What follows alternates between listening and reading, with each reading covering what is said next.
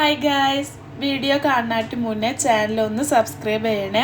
അതുപോലെ തന്നെ വീഡിയോ ഇഷ്ടപ്പെട്ടിട്ടുണ്ടെങ്കിൽ ലൈക്കും ചെയ്യണം, കമൻറ്റും ചെയ്യണം. അപ്പോൾ ഞാൻ ഇന്ന് സാൻഡ്വിച്ചാണ് ഉണ്ടാക്കുന്നത്. അതിപ്പോൾ വൈറലായിട്ടിരിക്കണ സാൻഡ്വിച്ച് നമ്മൾ ഇഡ്ഡലി തട്ടിൽ സ്റ്റീം ചെയ്തെടുക്കണ സാൻഡ്വിച്ചാണ്. ഇപ്പോൾ നോമ്പൊക്കെ ആണല്ലോ, അപ്പോൾ നമ്മൾ നല്ല ഹെൽത്തി ആയിട്ടുള്ള ഫുഡൊക്കെ കഴിക്കാമല്ലോ. അപ്പോൾ ഞാൻ ഒരു തട്ടിൽ വെളുത്തുള്ളി, ചുവന്ന മുളക്, കുറച്ചധികം ബോൺലെസ് ചിക്കൻ ഞാൻ എടുത്തിട്ടുണ്ട്, കാരണം ഇവിടെ എണ്ണസംഖ്യ കൂടുതലാണ്. അപ്പോൾ മറ്റേതിലും ഞാൻ കുറച്ച് ചിക്കനും 3 മുട്ടയും കൂടി എടുത്തിട്ട് സ്റ്റീം ചെയ്ത് വെക്കണം.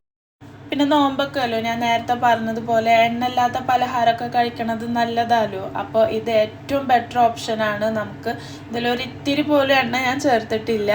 അപ്പോൾ നമുക്കിതിന് വേണ്ടിയിട്ടൊരു സോസ് ഉണ്ടാക്കിയെടുക്കണം. അപ്പോൾ ജാറിലേക്ക് നമ്മൾ മുട്ട വേവിക്കാൻ വെച്ചിട്ടുണ്ടായിരുന്നില്ല, ആ മുട്ട 3 എണ്ണം അത് ജാറിലേക്ക് വെച്ചിട്ട് വെളുത്തുള്ളിയും അതിൻ്റെ ഒപ്പം തന്നെ നമ്മൾ സ്റ്റീം ചെയ്ത് വെച്ച ചുവന്ന മുളകും പിന്നെ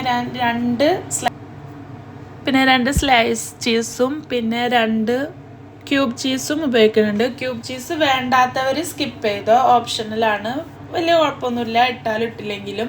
പിന്നെ ഉപ്പും പാലും കൂടിയിട്ട് ഇട്ടിട്ട് നമ്മൾ നല്ല പോലെ ബാറ്ററാക്കി എടുക്കണം.